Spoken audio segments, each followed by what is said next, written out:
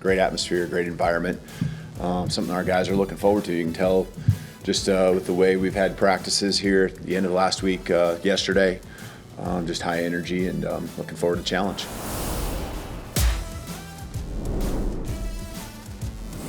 Hello and welcome in. It's always college football.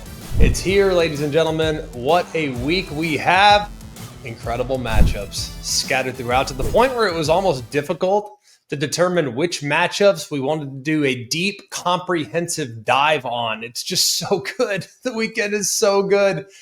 So many intriguing storylines, so many intriguing matchups, things that I think you guys are going to absolutely love. We don't like to waste a lot of time. Thursdays are our bread and butter. If you could, go ahead, like and rate and subscribe to the podcast wherever you get the podcast. That's huge. You can also check us out on the ESPN College Football YouTube page. So we hope that you guys believe what we believe.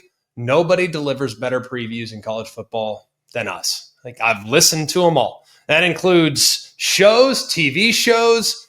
That includes other podcast platforms. Like, I listen to all of them, and I think we do it better than anybody. So we hope y'all agree. Let's dive in. It's going to be deep. It's going to be deep, and there are a bunch of intriguing matchups, including one on Friday night that I'm very much looking forward to. The Florida State Seminoles, 7-point favorites, traveled to Virginia to take on the Cavaliers, 7 o'clock Eastern time on ESPN, the ACC Conference opener. This game will be at Scott Stadium there in Charlottesville. It's an undefeated top 10 Florida State team sitting there. First true road test of the season, opportunity to kind of validate what was a dominant non-conference run. And for Virginia, sitting there, it's a chance to legitimize this high-powered offensive attack against a legit top 10 team with national championship implications. Like, Florida State's done a great job under new offensive coordinator Gus Malzahn.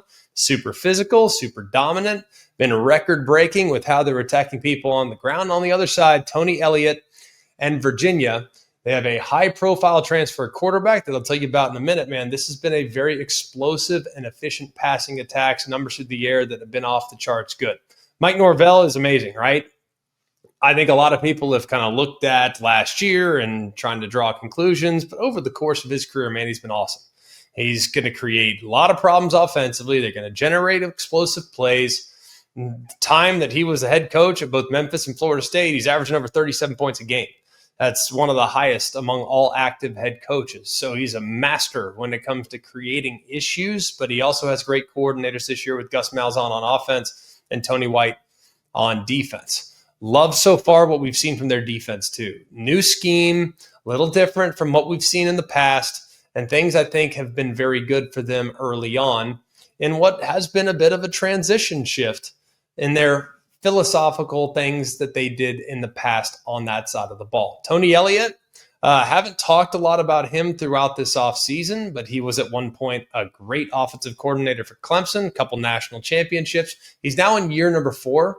They're in Charlottesville, and it feels like now is the time to potentially break through. 3-7, 3-9, 5-7. Their 3-1 start kind of shows a pretty decent size step forward. And I think there's a lot to feel good about. They landed 32 new additions. The portal has been helpful. They say this is one of the deepest Virginia rosters in recent history. So we'll see exactly how it goes against top quality Florida State competition. We'll start with the quarterback matchup. Thomas Castellanos, super dynamic. After transferring down from Boston College, he has been everything that Florida State could have wanted to be. He's a perfect fit for what Gus Malzahn wants to be. You know, he's a super effective runner. He also has been really good on the downfield throws. That's been really, really big. And I think if you look at his efficiency numbers, over 71% of his completions, nearly 600 yards through the air, just one pick. And of course, his legs are a huge asset, nearly 140 on the ground. There is something to maybe peek at. He did, have a little bit of a lower body injury or whatnot against Kent State. Like, I'm not super concerned about it. Even Mike Norvell came out and said the injury is very manageable and it's not an issue. Chandler Morris on the other side. You've probably heard this name before, but maybe not for Virginia. He arrives from North Texas, super high profile, very accurate passer. In his time at North Texas, he threw for nearly 4,000 yards and 31 touchdowns. So he comes in and has a pretty deep and talented receiver core. He's been pretty electric. He's already thrown for over 1,000 yards. Only one interception this year, too. And in their win against Stanford, he was off the charts, nearly 404 touchdowns. They're showcasing some of that mobility. He also added another score on the ground. There are a couple injuries to keep an eye on. I already told you about Castellanos. Castellanos says he's at 100%. I'll take his word for it. That's for sure. Squirrel White was in a brace after the East Texas A&M game, was not announced as a starter against Kent State. I think he's going to be just fine. So in the event in which he can't go, that's something worth watching. And then Roydell Williams, veteran running back, it sounds like he's probably going to be out for a little while. That's something significant as well, but they do have some depth at the running back spot. As far as Virginia, they returned 3 guys last week from injury. Seems like everything's going to be just fine with Cam Robinson coming back, Antonio Clary coming back, and Mekhi Buchanan all making their debuts last week against Stanford. So that's big, especially with Robinson. It's one of the best young linebackers in the ACC. There are a couple long-term injuries for this team, but at the end of the day, we'll see whether or not it makes a huge difference in this game. Question number 1, and what might determine the outcome. Number 1, can UVA's wide receivers create problems against Florida State's rebuilt secondary? Now, this might be one of the biggest advantages that Virginia might have, is the perimeter matchup. They have very deep and talented receiver core, a lot of veteran proven transfers. You got Edrin from Purdue, you got Cam Ross from James Madison, you got the super explosive Trell Harris. And Harris, by the way, he enters this contest with a lot of momentum. It was a career-defining performance last week against Stanford, had 3 touchdown passes. And this is a veteran unit that will be going against what some people consider to be Florida State's biggest question mark.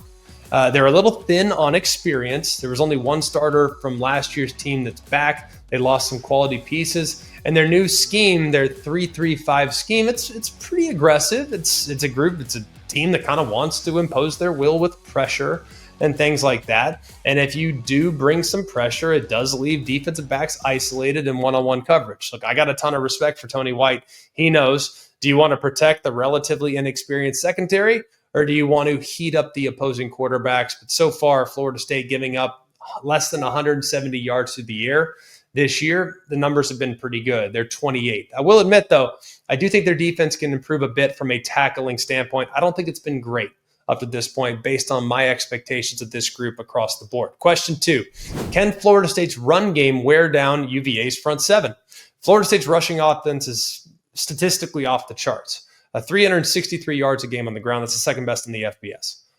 498 yards on the ground against Kent State. I don't care who you're playing against. That's big time. And I know if you look at the game, for example, against Bama, everyone knows Bama's got a pretty formidable defensive front, right? Well, they went for 230 on the ground in that game in the season opener. So they're good up front along the offensive line. They have a deep stable of running backs. Mekhi Danzy and the powerful Gavin Sawchuk, really solid offensive line. This ground game, though, the constant threat of the quarterback with Tommy Castellanos is always something you got to be mindful of. He can fundamentally alter how you line up defensively because his legs are always a threat. And this is a Virginia run defense that hasn't really been tested. Right now, they're 31st in the country, allowing just over 100 yards per game and just over 3.3 per carry. But the best team they've played so far this year, that was NC State. NC State went 35 for 216 on the ground at a 6.2 clip. So Florida State, we know they've shown the ability to control the line of scrimmage, kind of dictate the terms of the game based on how they can impose their will. So it's going to be huge for UVA's DC, John Rudzinski. What does he decide to do? Do you commit more defenders to the box to stop the run? Well, UVA hasn't been great tackling either, because if you decide to load the box, and guess what? Now Deuce Robinson and some talented wide receivers, they have one-on-one advantages on the outside. So it's going to be very, very important for Virginia to be good on first down, second down, because right now, Virginia's strength is in their third down defense. If Florida State run game gets going, then here comes play action. Can UVA stop both? Now, a remarkable stat here, nearly 79% of Florida State's pass yardage comes off play action. That's number 1 in the FBS. Deuce Robinson, who we talked about, averaged 25 yards a catch. You got backs that are now contributing too with some of their screen game. Nancy can go for 31 and a half. Jalen Lucas averages 24 yards a catch. Like, these are big play threats. And once the play action gets going, then you're in a real problem on the defensive side. Can Virginia's offensive line, which has performed pretty well, but is missing a couple players, can they protect Chandler Morris against Florida State's aggressive and exotic blitz packages? Now, Virginia averages 313 yards a game through the air. They score more than 45 points a game. Their national rankings, though, kind of look at where they're at. I mean, they are outstanding offensively. 16th in total offense. I mean, this group across the board is very, very good, but they probably haven't seen a pass rush or a defensive front that's as dynamic as the Florida State Seminoles were put on the field. And then can UVA play keep away? Right now, they're 7th in the FBS in time of possession. They're holding it for nearly 35 minutes in the game. Well, how do you do that? You convert on third downs. They're 11th in third down conversion percentage. They're converting nearly 58% of their third downs. So if they can convincingly kind of move the chains methodically with their offense by converting on the money down, that could be huge in keeping that potent Florida State offense to the side. I'm taking Florida State, but don't be surprised if this is a shootout. I think Virginia can score. I just don't think they'll be able to score enough against a Florida State team that feels like they're on a mission. We'll go next to a game that is also at noon Eastern time. This is the USC Trojans taking on the Illinois Fighting Illini. This game will be on Fox. SC is about a 6.5-point favorite right now. Top showdown here in the Big Ten. Trojans, people are starting to wake up to what this team is capable of doing. This is Illinois' homecoming game too, and it will feature Fox's big noon kickoff pregame show.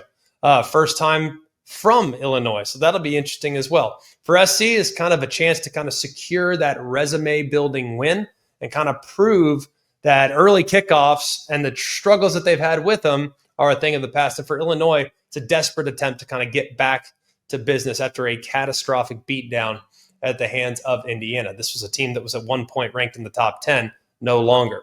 Lincoln Riley, we know what he is as an offensive mastermind, right? Famous for producing elite quarterback play, explosive plays. We know what his philosophy is all about.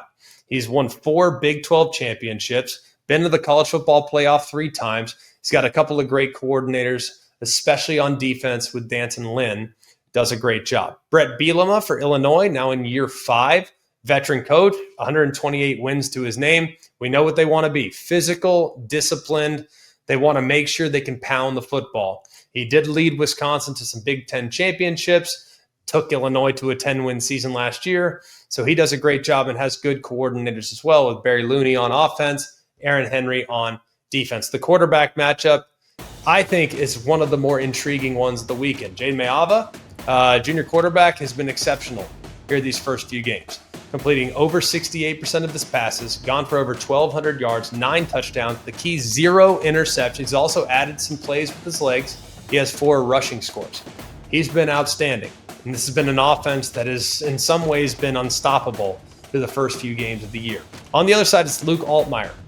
This is his 3rd season as the starting quarterback. Through the first 4 games, he's completed over 70% of his passes, nearly 900, 9 touchdowns, 0 picks. However, if you look at this most recent game, it wasn't great. It was held to just 146 passing yards and was sacked 7 times in the process. There are a couple injuries in this game to keep an eye on. Jacoby Lane, star receiver for the USC Trojans, missed the Michigan State game. We don't know at this point whether or not he'll be available. His absence would be a pretty significant blow to one side of that passing attack.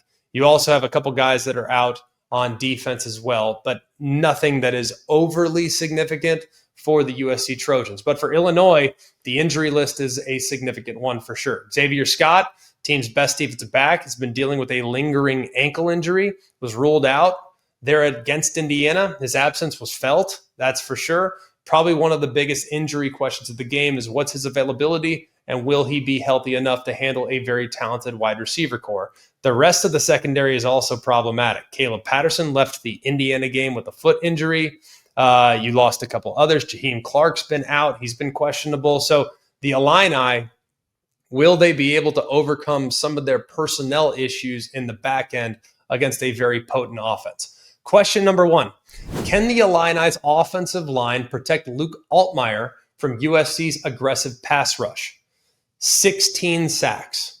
16 sacks given up so far for the Fighting Illini. That is 130th in the FBS, including 7 sacks last week. They had 4 sacks in the first half against Duke. They gave up 3 sacks in week 1 against a less than stellar team that they played. So this has been problematic kind of throughout the season, and this is not the get-right recipe that you want. USC so far this season has 16 sacks. That's tied for first in the FBS. And if you watch the Michigan State game, they very nearly had 20, because if not for some heroics in the backfield from Aiden Childs and escaping, it would have been worse. USC has 80 pressures defensively. That's the most in the FBS, and they are pressuring passers at a 43% clip. That is in the top 10. So can this Illinois offensive line keep a clean pocket for their veteran quarterback? Question 2, can Illinois' battered secondary cover these wide receivers? We know how good this explosive offense is, averaging over 50 plus a game, nearly 600 through the first few games as well. They're unbelievably efficient. Over 9 yards per play is what they're averaging. You got Mekhi Lemon, who's gone for 440 already. You got Jacoby Lane, assuming he's at 100%. And this Illinois secondary, they just got torched by Indiana's passing game, and they are depleted kind of across the board. To be down an all Big Ten corner in Xavier Scott is significant. And if he's not back, Caleb Patterson also not back, this could be problematic in the secondary against a passing attack that has this much capability. Question number 3, can USC continue to dominate with their run game? Now, Wayman Jordan and Eli Sanders make up arguably the most underrated backfield tandem in the sport. And I know a lot of people want to talk about Mayava, a lot of people want to talk about the receivers, a lot of people want to talk about the passing attack, but lost in the shuffle is the fact that this team's averaging over 250 a game on the ground. It's a top 12 rushing attack. Illinois, by the way, just gave up 312 last week to Indiana on 49 carries. Those running backs for Indiana with Kobe Martin and Kalen Black, those guys were amazing. Kalen Black, for example, averaged 9 yards per carry on 10 carries. And they had a couple big ones too. This is a very difficult 1-2 punch at running back for SC to bring down. And I love the way the SC offensive line has played up to this point. Question 4, can Illinois control the clock and run the football? Like, here's the issue. Statistically, they have to be able to run the football. But right now, the numbers don't support them being able to do that. They rushed for 2 yards last week. 2. That's right, 2 yards. And I know sacks factor in, but overall, over the course of the season up to this point, they're averaging just 124 yards a game on the ground. Yeah, you got to factor in the sacks, but that's not good enough. Not against a group like this that's going to create some negative plays, that's going to get you behind the sticks, that's going to get you off schedule. Caden Fagan's a good back. I like what I've seen from him. 240 on the ground this year, over 4 yards a carry. Khalil Valentine also has some game as well, but their defense was on the field last week for nearly 40 minutes. Illinois' defense, you heard that right, was on the field for nearly 40 minutes. Now you got to go and play against Lincoln Riley in this up-tempo attack. It is absolutely imperative that they win time of possession in this game. And in order to win time of possession, they have to be better on third down, both offensively and defensively. Last week, they were 1 for 10 on third down, and defensively, they were 8 of 11. They gave up 8 of 11. Not going to be good enough, not if you're trying to play ball control and keep away from an explosive offensive attack. Question number 5, how does the kickoff time affect USC's body clock? Now, this is a tricky one here. This game is 11 o'clock Central, 12 o'clock Eastern, which means it's 9 a.m. Pacific time, the body clock for SC. And in 24, the Trojans went 0-3 in road games outside the Pacific time zone. And this is unique to have an early Big Ten kickoff. So I think the big key for SC is they got to kind of survive the first quarter. You got to kind of weather the initial emotional surge from the Illinois crowd. And Illinois is going to come out with a bit of a chip on their shoulder based on how things went. So a fast start offensively for SC will be critical to kind of quiet the stadium. And then question 6, how does Illinois emotionally recover from last weekend's blowout? Because that was a very difficult game to watch if you are a fan or a player or a coach for the Fighting Illini. To be outgained 579 to 161, to give up 300 plus yards on the ground and only run for 2, to allow 7 sacks, and the defense couldn't get off the field. Illinois has to be elite in this game. I don't see it happening. I'm taking SC. I can't unsee what I saw last week from the Illini. I think SC has too much firepower. I think they'll be able to run the football. And I think their defense can harass Luke Altmaier because that offensive line for the Illini, I just don't trust them at this point of the season. The Notre Dame Fighting Irish trying to continue their resurgence with a road trip to Fayetteville to take on the Arkansas Razorbacks. This game's 12 o'clock Eastern time on ABC. Notre Dame is about a 6-point favorite. First ever meeting between these two programs, which I thought was kind of interesting to have this game in Reynolds Razorback Stadium. It sounds like it's going to be a stripe out there in the environment, which is really cool. Great scene there. Very underrated atmosphere there in Fayetteville. I think you guys will enjoy it. You Irish fans that are going to check it out for the very first time. Look, they sit there at 1-2. That's not great, right? You also have to take into account who they played.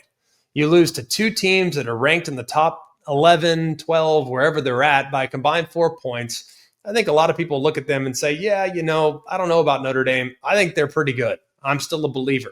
Now they go into a hostile environment to face an Arkansas team that's licking their wounds a bit as well. They're sitting there at 2-2, but offensively, man, they are super dynamic. For Notre Dame, they have high hopes of making the college football playoff. This will be kind of their last massive test before things lighten up just a little bit, but SC does loom here in the coming weeks. And for Arkansas, there's an opportunity to kind of secure a massive win for Sam Pittman against a blue blood program on a national stage. Look, Marcus Freeman, he's great, right? I think he's outstanding. In his time as a defensive coordinator, his time at Notre Dame, super aggressive, very disciplined.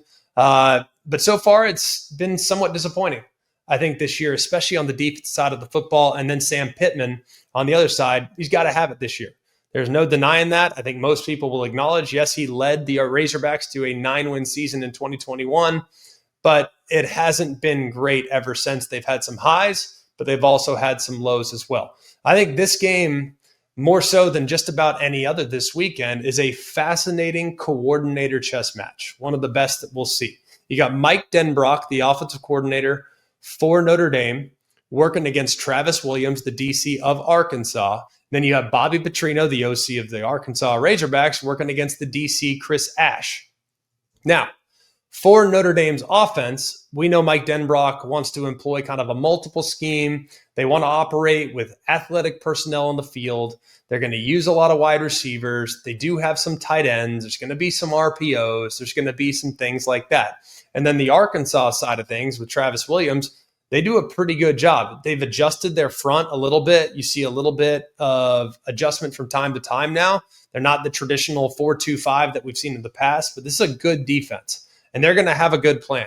I fully expect them to have a really good plan. Speaking of good plans, Bobby Petrino always has one. His veer and shoot system is one of the most entertaining offenses to probably play in, probably one of the most entertaining offenses to watch. They really create problems at all 3 levels of the defense, but it's really kind of based around running the football downhill and marrying it up with the quarterback run to the perimeter. And he's going to be going against Chris Ash, who has undergone a little bit of scrutiny here these first couple weeks, maybe some zone, maybe some things that haven't worked out quite as well. But the problem is his personnel hasn't played nearly as good as the personnel did a year ago. And some of those guys are the same guys. So really good coordinator matchup on both sides. Really good quarterback matchup on both sides as well. For Notre Dame, it's CJ Carr. He's been all you could possibly ask for. He's thrown to the fire. A couple very difficult starts against quality defenses, against quality competition. He's completing over 66% of his passes. Does have 5 touchdowns against 2 interceptions. But you have to be pleased with what you've seen from him. The reason why they sit at 1-2 is not because of the quarterback spot. Now, he's not the home run hitter on the ground that we've seen from Mike Denbrock's offenses in the past with Riley Leonard last year and then Jaden Daniels at LSU, but he is a very accurate passer And here's hoping there's progress for him in his second career true road environment start. I think he can manage the offense, handle the crowd noise. He'll be very good in this matchup. And then on the other side, Taylor Green, there have been very few quarterbacks in the country that have impressed me more than what I've seen from Taylor Green up to this point. He is playing at truly an All-American level. He is a dual threat nightmare. Through 4 games, he's improved as a passer. He's up to 64% of his passes for nearly 1,200 yards. Does have 4 picks. That's the one issue with him. There is occasional issues with ball control, but his highs are higher than just about anybody in the sport. As a runner, he's off the charts. He's gone for over 360 on the ground on just 44 carries. So every time he takes off and runs, he's averaging 8 yards an attempt, including a couple touchdowns. He currently leads the country in total offense, averaging nearly 400 yards a game. John Mateer, by the way, is second at 351. So Green is first by 37 yards a game. That's pretty remarkable. So the combination of improved accuracy, winning from the pocket, hitting the middle of the field. Right now, his QBR is 90.5. That's 4th in the FBS. Injuries factor in this game. Leonard Moore, will see his availability because his absence was significant at times. He is one of the best corners in college football. He's incredible. So if for whatever reason he's not out there and more freshmen get put on the field there in the secondary, that is the thinnest position on the field for the Irish. They get young in a hurry. If Leonard Moore can't go, that's a huge problem. Devontae Smith, their nickel, is also a little bit banged up. And against a mobile quarterback that wants to run, having that guy there at the nickelback spot could be very important. Arkansas is down a couple rotational wide receivers in the DB or two, but nothing that's like outwardly significant at the moment. Question number 1. How will Arkansas's wide receivers match up against Notre Dame's newly problematic secondary? Maybe the most significant matchup in this game. And you might be able to make a decent argument that it favors Arkansas, which is a crazy thought given what we thought coming into the season, where Notre Dame's strength was supposed to be, and the question marks that were kind of within Arkansas's wide receiver room. But the addition of Omega Blake has been outstanding. He had 24 catches, 326, and 4 touchdowns, but he's not alone. You got Jaylen Brown, you got CJ Brown, you got Raylan Sharp. Arkansas has 5 guys that have over 130 yards receiving. So they have a bunch of guys that can be pretty effective in the event in which there's subpar coverage on the back end. The decline of Notre Dame's pass defense has been kind of hard to wrap your head around. It really is. They're giving up right now 289 yards a game through the air. That is 132nd in the FBS. They're giving up 7.68 yards per dropback. That is 121st in the FBS. This was a team that was like first in almost every statistical category as it relates to coverage and pass defense last year. They're now at the bottom, in the bottom 5, bottom 15 in several important categories. It's mind-blowing to think about. It really is. And Bobby Petrino, he's the master at kind of scheming receivers open and will cause a lot of problems for the secondary if these young, inexperienced defensive backs are forced to be out there for a very long time. Question number 2. If the secondary for Notre Dame is struggling, can the pass rush find some success? Because the pass rush is also an area that's been somewhat problematic for Notre Dame up to this point. Right now, quarterbacks playing against Notre Dame are holding the ball for an average of 3.1 seconds before the first pressure arrives. So I know that sounds like it's not that long. That's an eternity from a quarterback standpoint. The barometer is like 2.5 seconds. If the pressure gets there before 2.5 seconds, you got major problems. If it's over 3, you feel like you have all day to stand back there. And right now, they are 127th in the FBS in first-time pressure arrivals. That's mind-blowing. They're pressuring on less than 30% of opponents' dropbacks. That's nearly triple digits. That's 98th. They have just 3 sacks this year. And I think they've played some good O-lines. All right, I think A&M's really good. I think Miami's really good. So it can maybe be taken with a slight grain of salt, but I don't think they've seen a quarterback that is as dynamic as they're going to see this week when Taylor Green is on the field against this defense. Question 3. Can Notre Dame get the run game going? They have a couple of the best running backs in college football. And right now they're 70th in college football, averaging just 161 rushing yards a game. That's less than 4.5 a carry. Jeremiah Love is incredible. He's got 52 carries this year, but he's gone for just 284.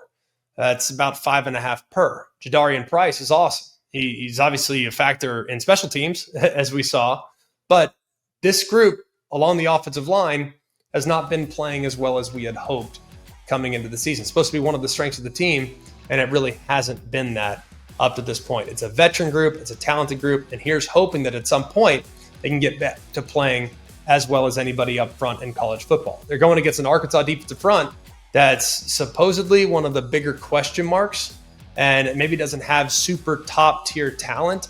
So this should be an opportunity for Notre Dame to kind of get this rushing attack going. They need to dominate the line of scrimmage. They got to control the line of scrimmage. They got to protect their young quarterback, and they need to control the clock. Because I think in this game, time of possession for Notre Dame is significant. But here's the good news for Notre Dame. Arkansas's defense has not been good on third down. They're giving up nearly 45% conversion rate, which is 111th in the FBS. So if you want to control time of possession, you need to be good on third down. Right now, Arkansas's defense has not been. So if it becomes a track meet, that's an advantage towards Arkansas. If it becomes a grinded out, I think that's an advantage towards Notre Dame. Question 4, which team can get a critical stop? Because right now, both defenses have legitimate question marks. Notre Dame's defense is in the hundreds right now. Total defense, 105th. Arkansas's total defense is 83rd. But against the two real offenses that they faced this year, Memphis and Ole Miss, there were a lot of big plays created. Notre Dame's given up nearly 33 points a game. Against real competition, Arkansas is giving up an average of 36 points per game. So this is one area that I think gives Arkansas a slight advantage, is that they actually have been able to pressure the opposing quarterback. They've registered 10 sacks this year. So if they can drop CJ Carr and kind of get Notre Dame behind the sticks, I think they got a real shot. Quincy Rhodes, it's a guy to keep an eye on. He's number 97. He's a handful. He's got 5 sacks by himself and 7.5 tackles for loss. So that guy by himself could be very impactful in this game. The pick might surprise you. I'm taking the Arkansas Razorbacks. I think their quarterback is the most dynamic weapon in the game, and I fully expect this game to be a shootout from start to finish. The Ohio State Buckeyes take their unblemished record on the road to Seattle to take on the Washington Huskies. This game's 3:30 Eastern time on CBS. The defending champs leaving Columbus for the first time, quietly undefeated. Washington Huskies kind of eager to announce that they're a legit Big Ten contender. It's a big opportunity on a national stage. Now, it's a very tough environment. Husky Stadium is amazing. This will be fascinating. I love the coaching matchup. I love so many aspects of this game. We'll start with Ryan Day, year 7, one of the best coaches in college football, a remarkable win-loss record, national championship winner of a couple Big Ten titles, several college football playoff appearances. We know they're going to have some offensive firepower. That goes without saying. I don't think I need to explain that to you at this point. If you're new to college football, then yes, Ohio State's got weapons. You should probably know that. Jed Fish on the other side, year 2 at Washington. And right now I think most people kind of know about Jed Fish for what he did at Arizona. He took a team that won 1 game into a 10-3 team in just a couple years. So that's pretty impressive. And he leans on some experience, coached for Bill Belichick, coached for Pete Carroll. I think he did a pretty decent job in year 1. They went 6-7, but they lost a lot of personnel off that previous year, but they're off to a promising 3-0 start. And it looks like there's been some progress made. An interesting coordinator matchup in this game. Brian Hartline for Ohio State against Ryan Walters from UW. For the first time, Brian Hartline's that full-time offensive play caller after Chip Kelly's departure to the NFL. We know he's one of the best receiver coaches in America. We know he's an incredible recruiter. But now tasked with running the offense, I don't feel like it's changed a lot. It certainly feels like the Ohio State offense that we've always seen. I feel like the early returns show that it's pretty balanced. They can beat you in a lot of different ways. I've seen a few more multiple tight end formations compared to what we've seen in the past, but it's kind of the same old Buckeye offense that we've always seen. With Washington, their defensive coordinator, Ryan Walters, has been considered in the past one of the better defensive minds in the sport. He was at Illinois prior. Well, he was a head coach there for a little bit, but he was at Illinois. And when he took over at Illinois, they were 114th in the country on defense. Well, in just 2 years, they were 2nd in the country just a few years ago. So they're very aggressive. You're going to see a lot of different fronts. Basically, you're going to see a lot of press man coverage.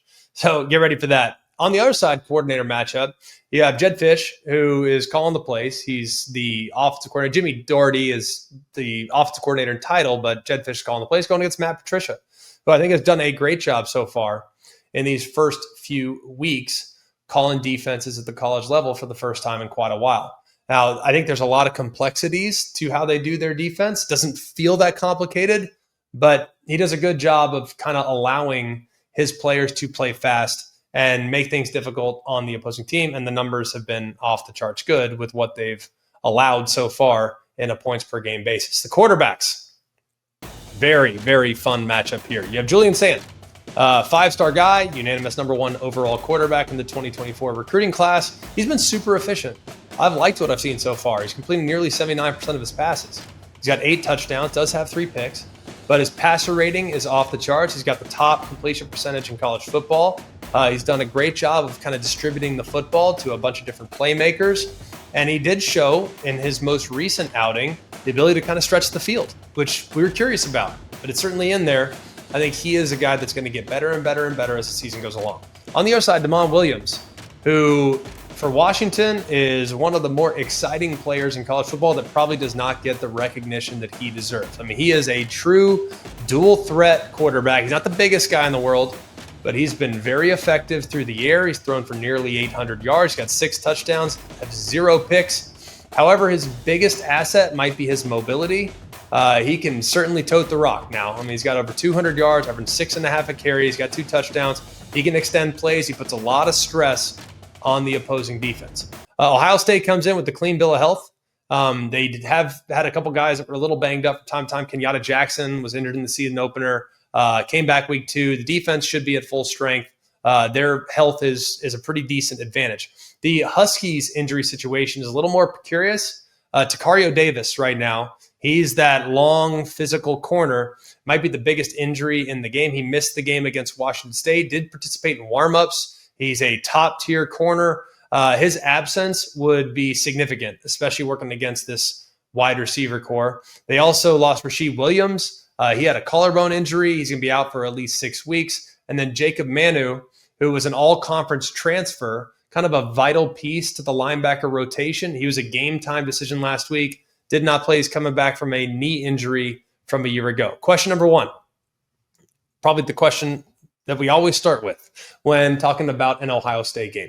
How will Washington handle Jeremiah Smith and Carnell Tate? This is the toughest receiver duo in the country to match up against, with Jeremiah Smith, who's sitting there at 6'3" and change, 225. Carnell Tate's got tremendous amount of ability as well. And if he played for anybody else, he'd be the #1 receiver, more than likely. But through 3 games, these two have combined for 32 receptions and 534 yards and 6 touchdowns. So that is a remarkable 1-2 punch. And I don't know how you match up with them, to be honest with you, especially when you take into account the man coverage that Ryan Walters is going to want to play. They have great length at corner. We talked about Tacario Davis, assuming he can go. You have Prysock on the other side. Those guys are both 6'4". So if for whatever reason Davis is out, that length could be a little bit problematic when playing against receivers that also have tremendous length. So I said, man coverage, how much will we see? Do you want to do it? If you do it throughout the course of the game, these receivers could potentially eat your lunch. Question number 2, can Washington run the football? The strength of Washington's offense is going to face probably the toughest test they'll face all season. Now, so far, it's been smooth sailing. They're averaging 260 yards a game on the ground. That's top 10.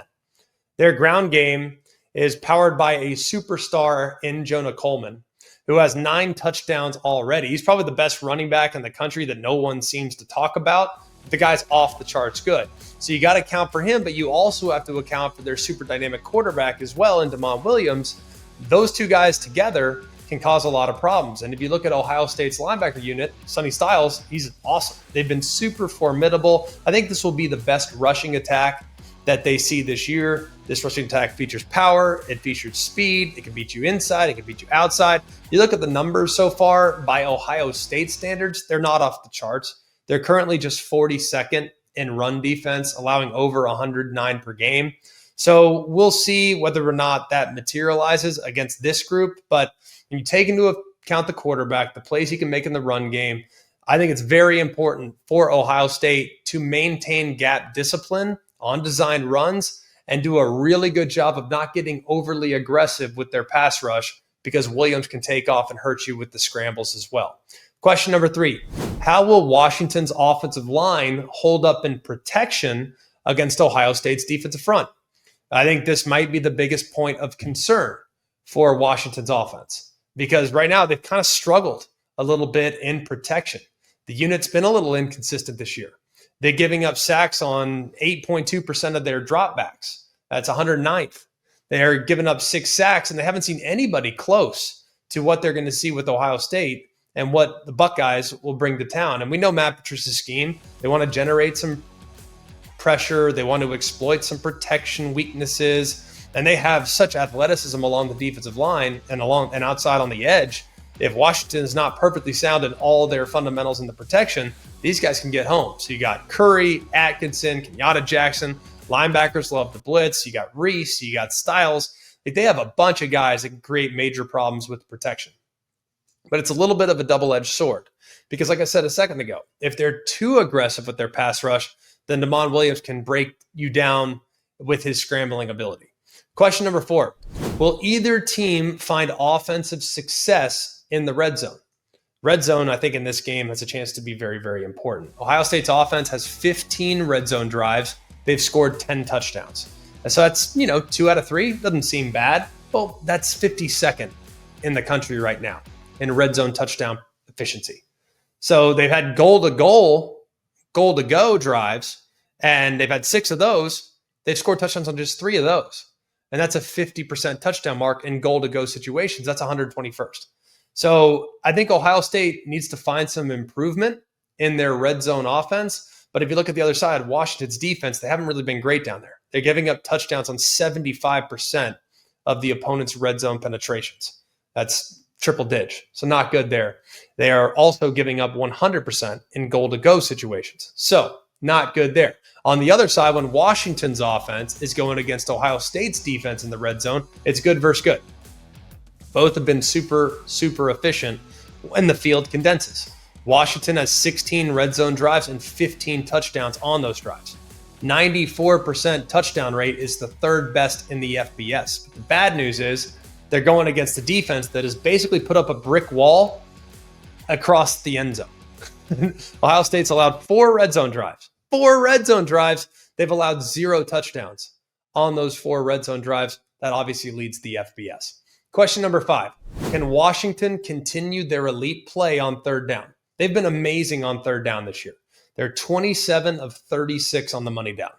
75% conversion. That's 1st in the FBS. Ohio State's defense been great on 3rd down as well. They're allowing just 25.6% of 3rd down conversions run against them. That's top 16. Now, I think Washington has to be elite on 3rd down in this game. They got to stay on the field. They have to try to wear down Ohio State's defense. I do think they need to possess the ball for 35 plus minutes in this game.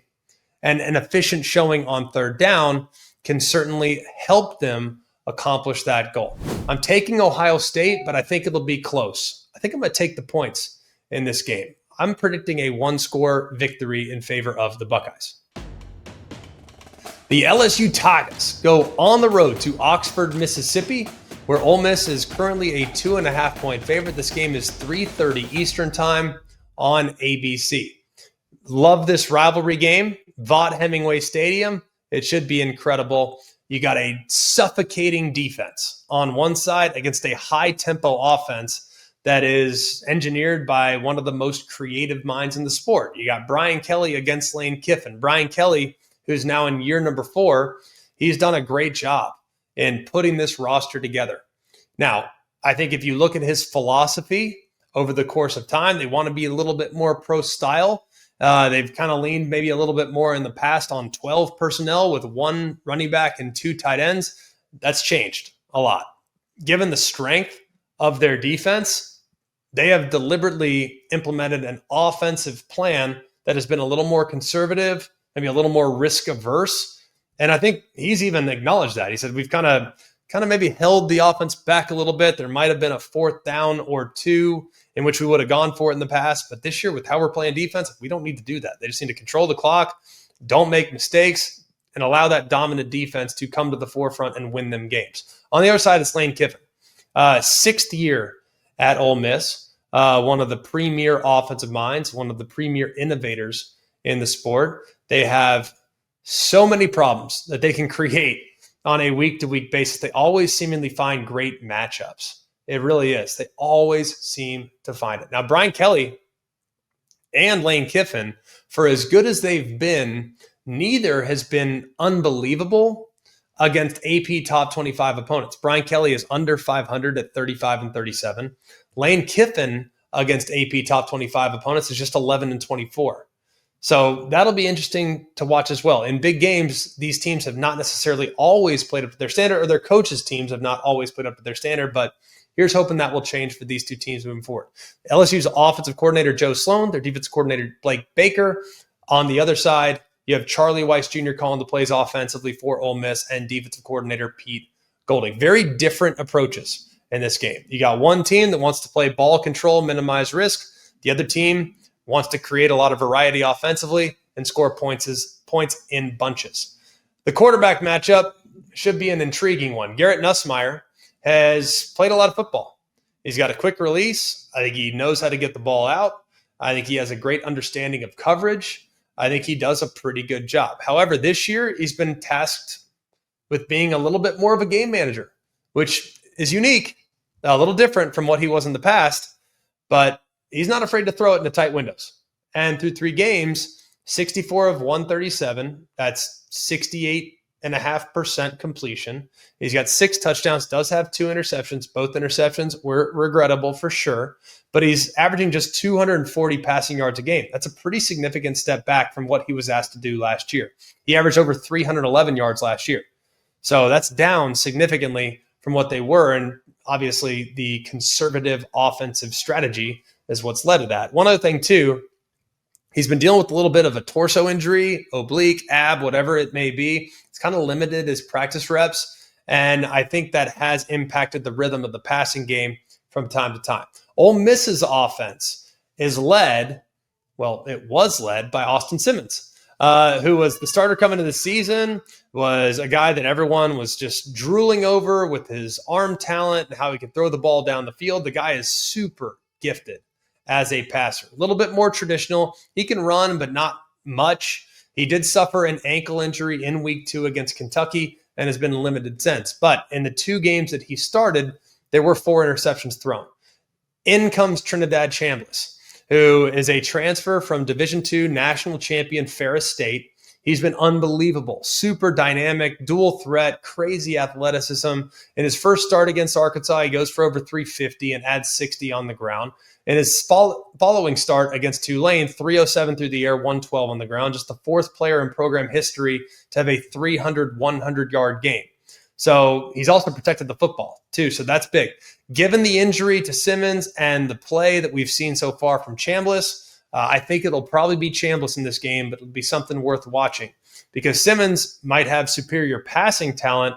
The offense might be more dangerous with Chambliss at the helm, especially when you take into account the defense that they're going against by Blake Baker. They're kind of built around an aggressive front that wants to run, that wants to create, and with a stationary target, might be a little bit easier to corral than the ever-present mobility that Trinidad Chambliss can help neutralize that pass rush. So we'll see exactly where it goes. The offense might sacrifice a little bit more on the downfield, but maybe the mobility will be helpful in this game against a very, very good defense for the LSU Tigers. A couple impactful injuries in this game. Caden Durham, very, very good running back there for LSU, got hurt last week. Looks like an ankle injury. We'll be monitoring his availability in the days to come. Trey Green missed a couple games ago. He's a great weapon in the red zone. So if their tight end can't go, that could be a big piece as well. West Weeks got hurt in the Florida game with a calf injury. Pretty young at linebacker and a little thin at linebacker if for whatever reason he can't go as well. And then Gabriel Relaford, who's got a shoulder injury, he's a big part of the edge rusher rotation, so we'll monitor that very closely. So I think you look on the other side, Ole Miss, couple guys banged up. Jalen Braxton, a defensive back, big transfer in the secondary. We'll see whether or not he's available. Hopefully he can go for the Rebels. Question number 1. Can LSU's improved secondary limit the passing attack from Ole Miss? This is a premier battle in this matchup because LSU's defense has been super stingy this year, giving up just 182 through the air. But more importantly, they're giving up less than 5 yards per attempt, which is top 25. So they've been really successful in creating turnovers as well. Their opponent's interception percentage is at 4.5%. So on 4.5% of the dropbacks, they end up in interceptions. That's top 15. Ole Miss's offense, regardless of who's at quarterback, is going to be aggressive and a team that wants to push the ball down the field. And this match will be a huge test to the discipline and the coverage of LSU's secondary because Ole Miss has a lot of weapons and a lot of variety within their weaponry. Trey Wallace, you got Deuce Alexander on the jet sweeps, you got the slot star in Caden Lee, who has yet to really have that breakout game just yet. You got a big physical possession receiver in Dejon Stribling. You got a matchup nightmare in tight end at Daquan Wright, who can catch and run. Then you got Caleb Odom, who at 6'5" can be a huge problem in the red zone. And LSU's secondary, I think, is probably the most improved unit on the team. I mean, it really is. Mansour Delane, one of the best corners in college football, just a complete lockdown on the outside. You got A.G. Halsey at safety, who's one of the most instinctive players I've seen this year. They're big time and should provide a huge test for Ole Miss's passing attack. Question number 2, can LSU run the football against Ole Miss's porous run defense? Now, on paper, a bottom tier rushing offense should not be able to move the ball against any defense, but it's been documented. We know Caden Durham might be a little bit banged up, so it could be down to Juwan Johnson and Harlem Berry.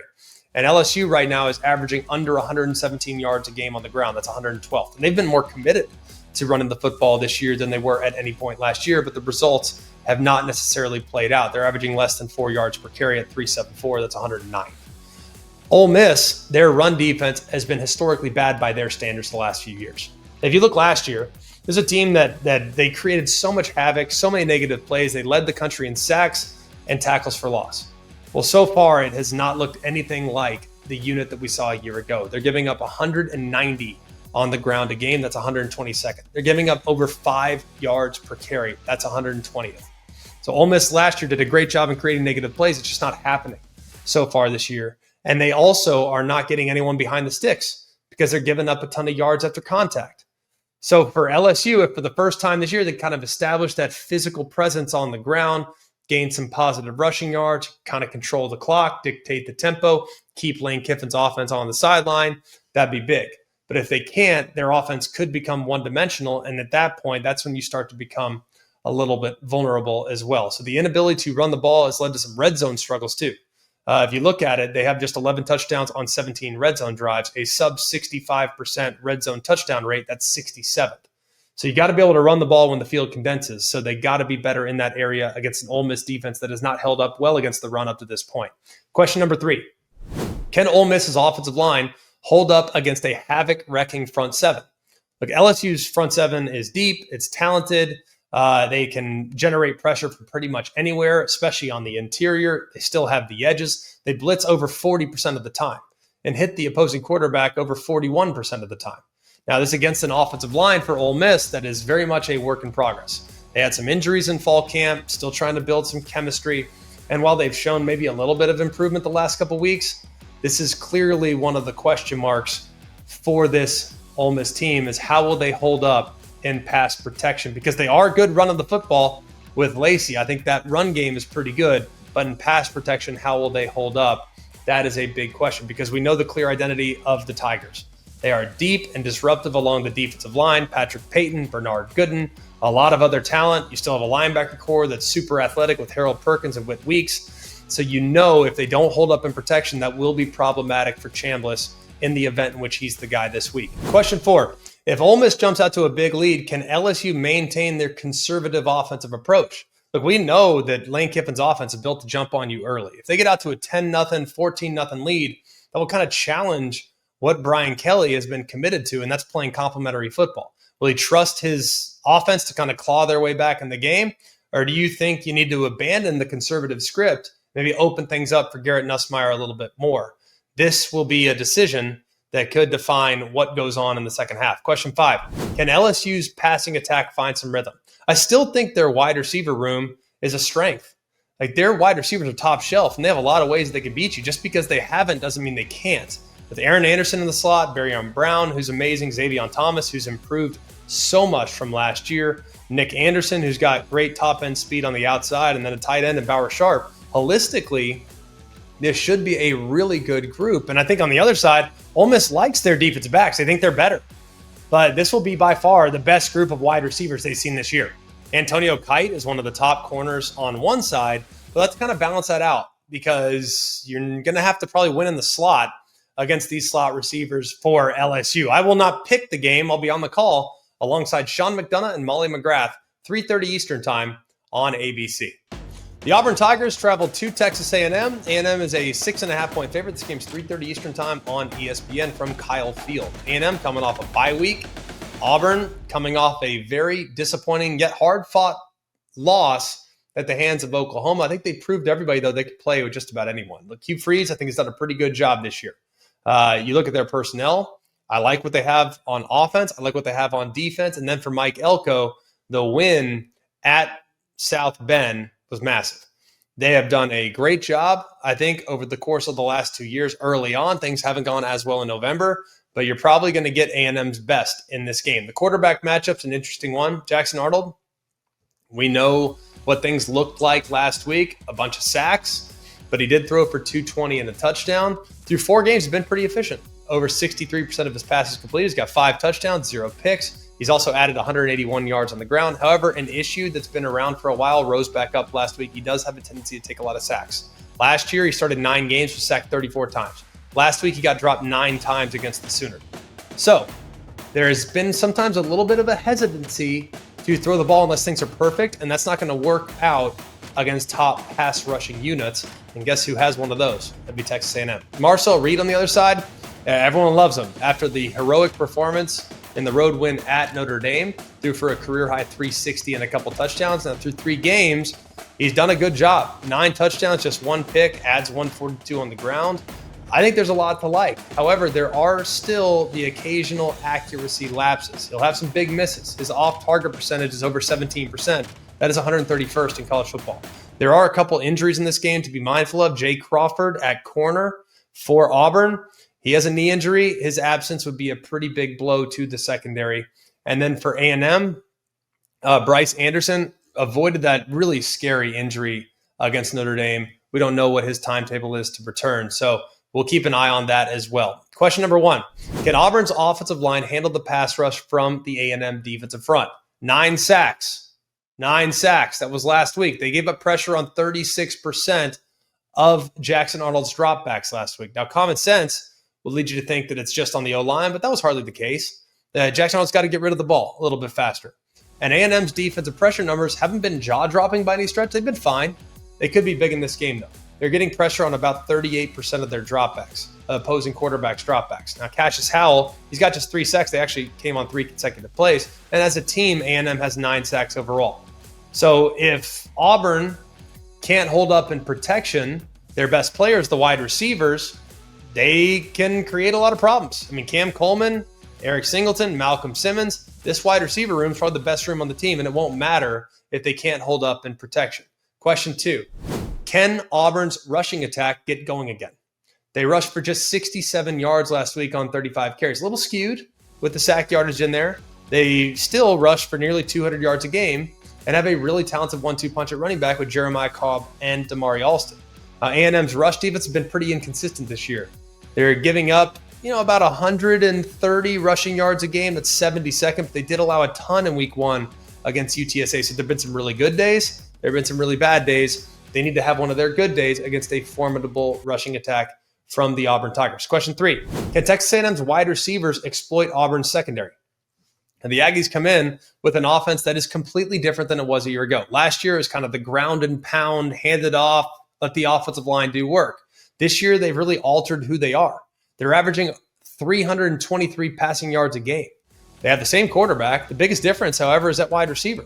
The additions of Mario Craver and KC Concepcion have been amazing. These guys are elite with the ball in their hands. They're averaging 8 yards after catch per reception, which is top 10 in the country. Craver by himself has 280 yards after the catch. That's amazing. He's got 14 yards after the catch per reception.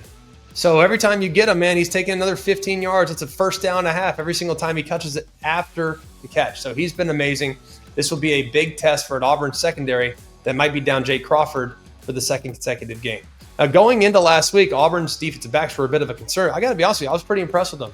I thought they're an improving bunch. I'm not sure they're a strength just yet because they've still given up 233 yards through the air a game. But I do think that group showed progress from where they were 2 weeks ago. Question 4, who will win the battle of strength versus strength? A&M's offensive line, Auburn's defensive line. A&M's offensive line has been great this year. They've given up just 2 sacks on 126 dropbacks. It's one of the best in the country. Auburn's defensive line, however, can take over the game if you let them. I'm very impressed with what I've seen so far. Look, Keldrick Falks, the headliner, they'll kind of move him around. He can be inside, he can be outside. But when he's outside, you also have to account for Kieran Crawford, who's been really good off the edge. They deep front. They have a lot of solid pieces, and they can beat you in a lot of different ways. Question 5, can Auburn avoid critical penalties on the road? Last week, they had 13 penalties for 85 yards. They have 15 offensive penalties this year. That's 110th in college football. Felt like countless times they were sitting there 1st and 15, 2nd and 20. On defense and special teams, they've given up 11 first downs by way of penalty this year. They're currently averaging 8.5 penalties per game. That's 125th in college football. So they can't continue to get behind the sticks because of penalties. They got to be smarter. They got to be more disciplined on the road in a hostile environment. Pick, I will take Texas A&M, but I'll take the points here.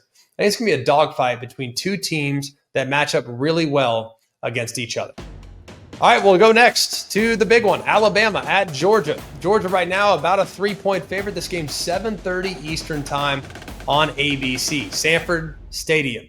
Their faithful are planning a blackout. We've seen this before. Hopefully for Georgia fans, it works out a little better this time.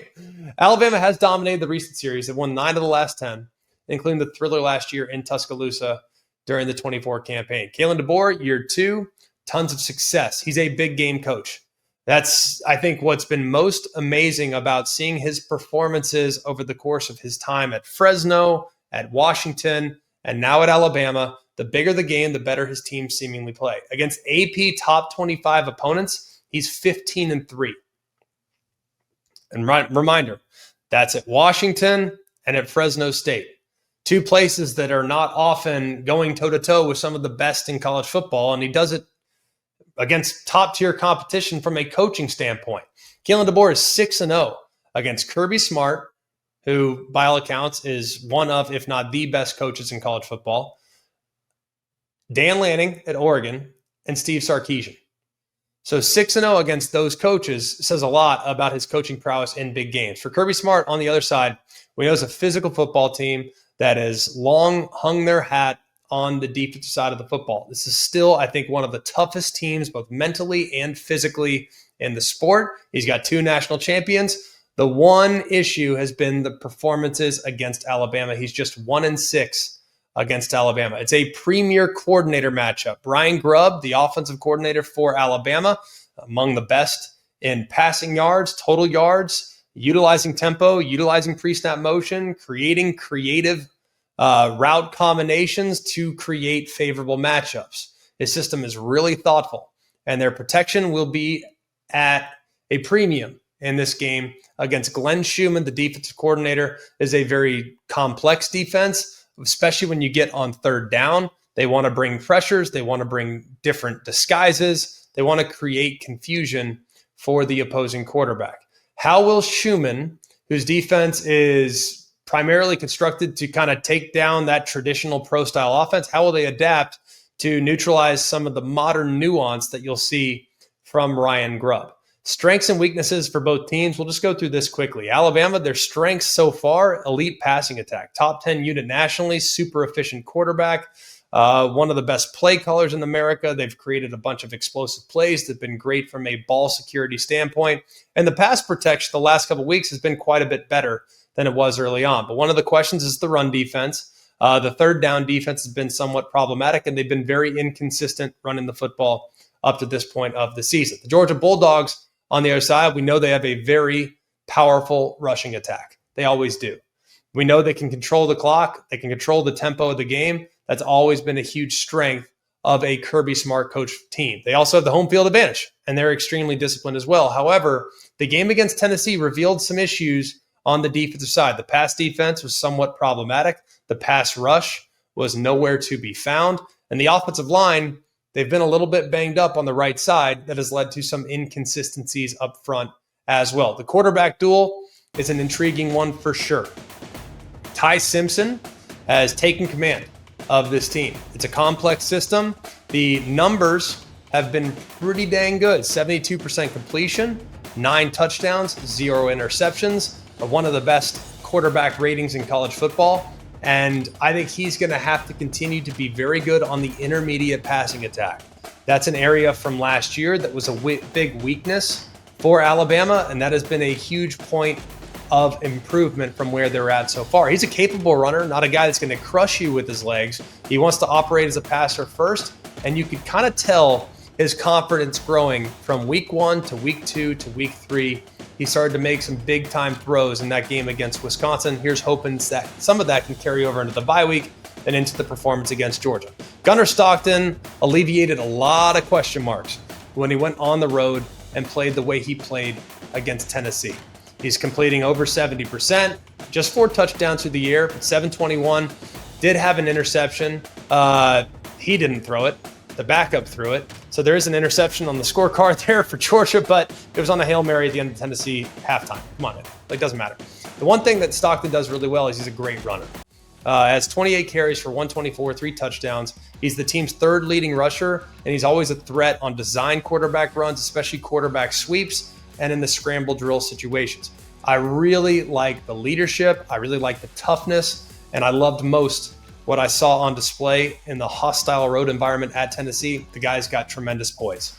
He can handle the pressure of a big-time matchup in the SEC, so this game could absolutely come down to quarterback play, especially with the way Alabama's kind of struggled to run the football. Simpson's kind of been the straw that stirs the drink. And on the other side, Stockton, he's kind of the facilitator to an extent. His primary job is to kind of manage the game, protect the football. But if you watch his performance against Tennessee, there's a lot more in the tank there. Alabama, a couple key injuries to be mindful of. Tim Keenan and Jam Miller. Tim Keenan got hurt before the season. He's a defensive tackle. It's sounding like he will be back for this game. That is a huge addition, not just as far as play, but also in leadership along that defensive line.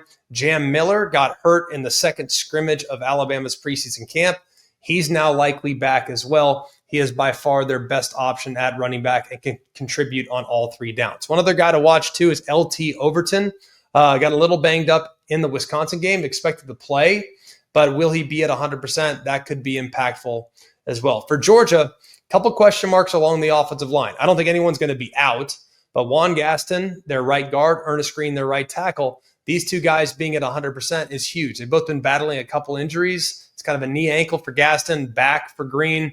They were unable to finish the game against Tennessee. If they're back into the 100% off the bye week, that could be huge because you don't want more youth coming up in a big environment against a quality SEC defensive line. Question number 1, can Alabama's passing attack challenge Georgia's secondary? This is a tremendous matchup in this game. And look, if you look at Alabama's offense, they've been outstanding through the air. Top 10 in passing yards per game, top 20 in yards per attempt, and the receiving core has become deeper than we ever could have imagined. Jeremy Bernard has been a revelation. This is a really good group with what Jeremy Bernard does as a number 1, but Ryan Williams is also a number 1, and they'll be going against a Georgia defense that, statistically speaking, has been pretty vulnerable through the air. They're giving up over 250 a game through the air. So if Ty Simpson is allowed to kind of stand comfortably in the pocket, it's highly probable that Alabama's receivers will find some openings against Georgia's secondary. I think they have to win the explosive play battle. Alabama's got to create a bunch of big plays. They got to move the ball down the field by creating chunk yardage, because I don't think Georgia's a team that you can just paper cut to death. You got to kill them by way of the guillotine. Tennessee did that effectively. Will they be able to do that? Will Alabama be able to do that the way Tennessee was able to do? Because Georgia probably going to employ a little bit more of a bend, don't break defense. Probably not going to totally shut down Alabama's passing attack, but I think the big key is kind of limiting those explosives. Force Alabama to long drives, and then in the red zone, that's when they stiffen and turn potential touchdowns into field goals. Question number 2. If not, and that's an answer to the previous question, if Alabama's receivers are going off against Georgia's secondary, can Georgia's pass rush get home? This has been a huge issue for Georgia so far, is they've struggled here in these first few games generating a lot of pressure. And that is something that you never anticipated in a million years when watching a Georgia defense. So far, they're 117th in sack percentage. That's a concern. And this Alabama's offensive line has been pretty good, but against Florida State, there were some times in which the pass protection was not elite. If you look at the numbers, they have improved greatly. But this will be much tougher competition, much more athletic personnel. But that pass rush for Georgia, it has not reached its ceiling at any point this year, but it might need to in this game, because if Ty Simpson gets really comfortable, that's when he can start to pick you apart. Question number 3, can Georgia's run game impose their will against Alabama's front seven? Now, I do still think that Georgia's biggest strength is just pounding the football. Super physical rushing attack. 220 yards a game. They want to control the line of scrimmage. Even in the game against Tennessee, when they're in a significant hole, they stayed committed to the run game. Just committed to handing it to a deep stable of backs. You do, I think, have a game breaker in Nate Frazier. They're going to stay patient. They're going to hand it, and they're going to continue to just try to pound away, because Alabama's run defense up to this point has not been great. They got gashed by Florida State to the tune of 230. Right now, they're in the 50s, allowing nearly 140 yards per game on the ground. And then the other thing that you got to account for too, Alabama, what's their depth look like along the defensive front? They lost Jeremiah Beeman earlier in the year. He's out for the season. Tim Keenan is now back, but how many plays will he be able to play? First game back out there. Will he be on a snap count limit? We'll see. Because if he's not out there, what does the depth look like behind him? I think Alabama needs to win on early downs defensively. The only way Alabama can win early downs defensively is by stopping the run. Alabama's third down defense, that's where things have been a little bit of a struggle from time to time. So this requires stopping Georgia's run game for minimal gains on first and second down, and then getting them behind the sticks, making it obvious passing attack. Now, if Georgia can establish the run, even with an offensive line that might be at less than 100%, then it can control the clock, it can impose their will in the game, it can challenge Alabama's depth.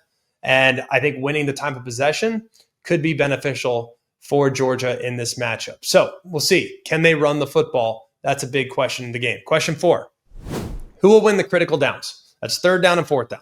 In a game here, this is obviously Bama, Georgia, massive game, national championship, hopefuls.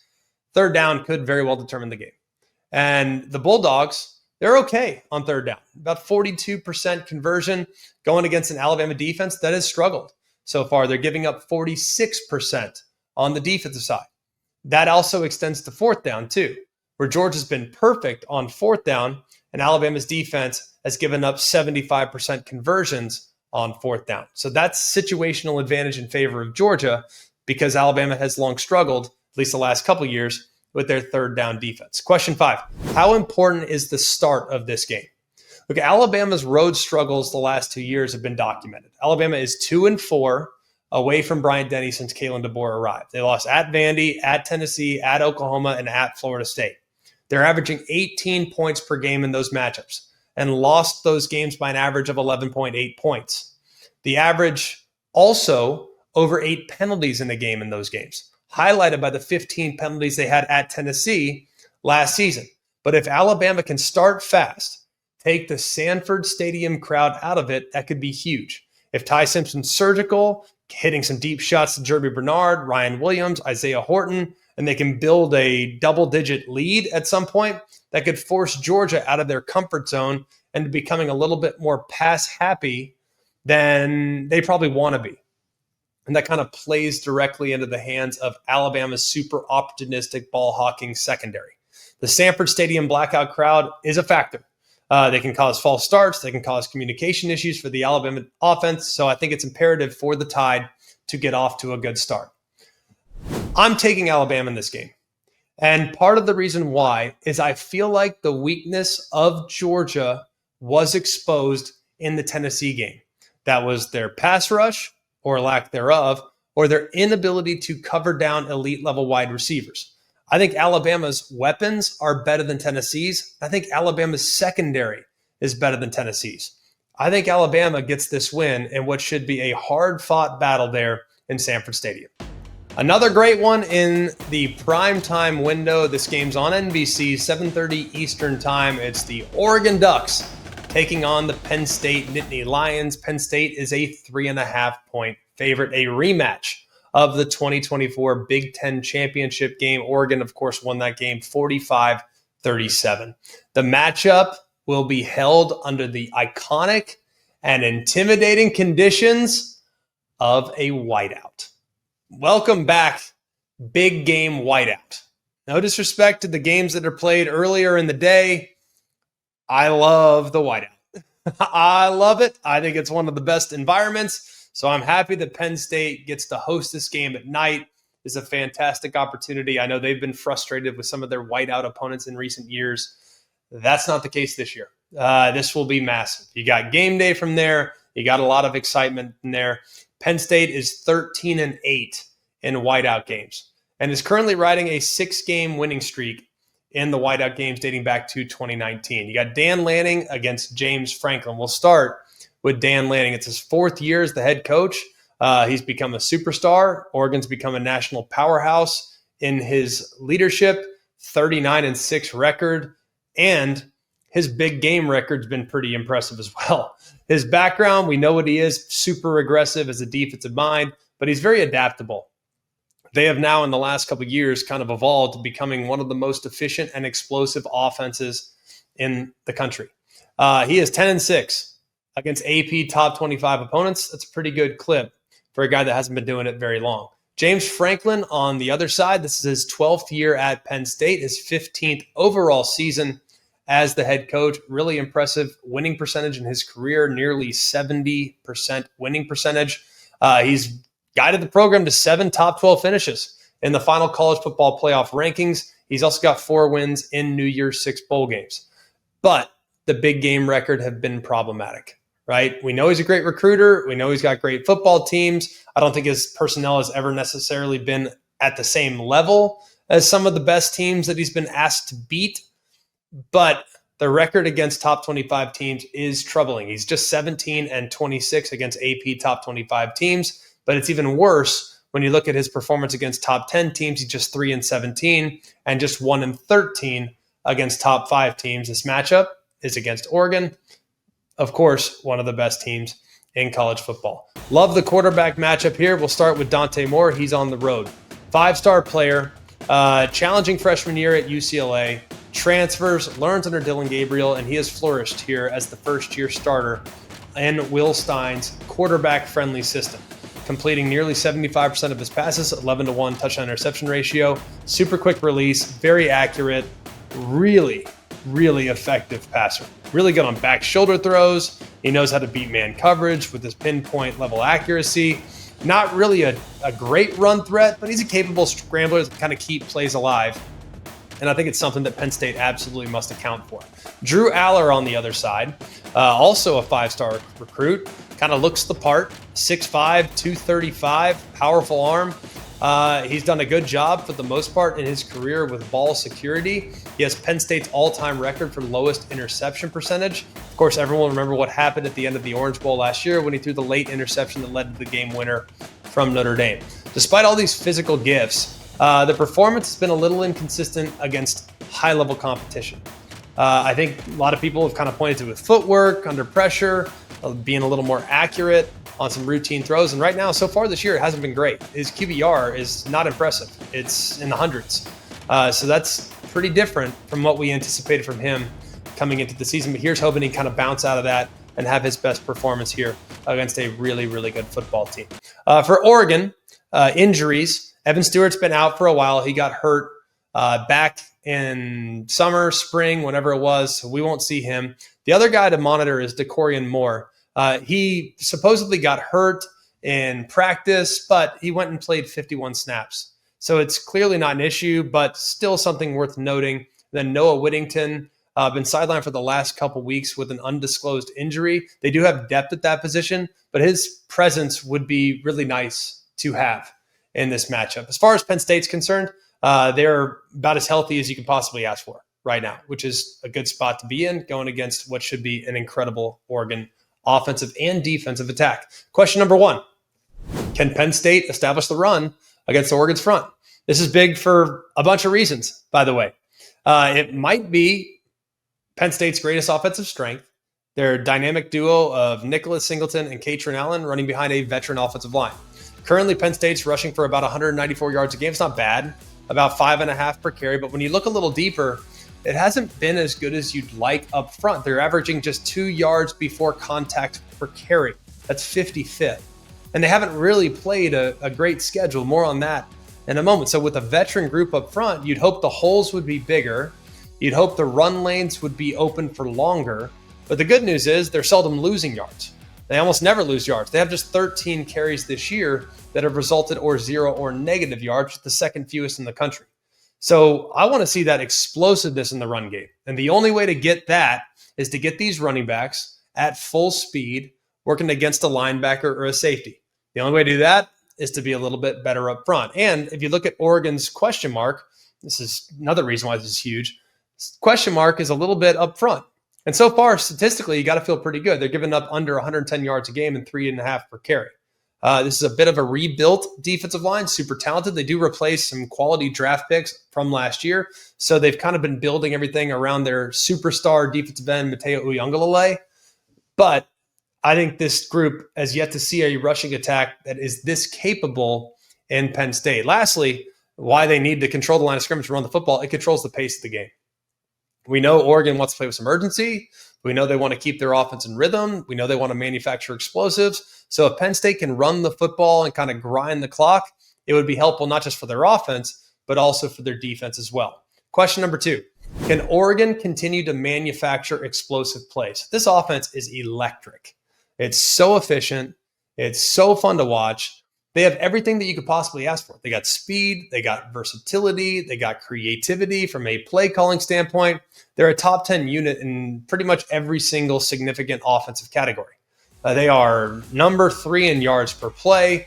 Their explosiveness is off the charts. They have 28 explosive runs this year.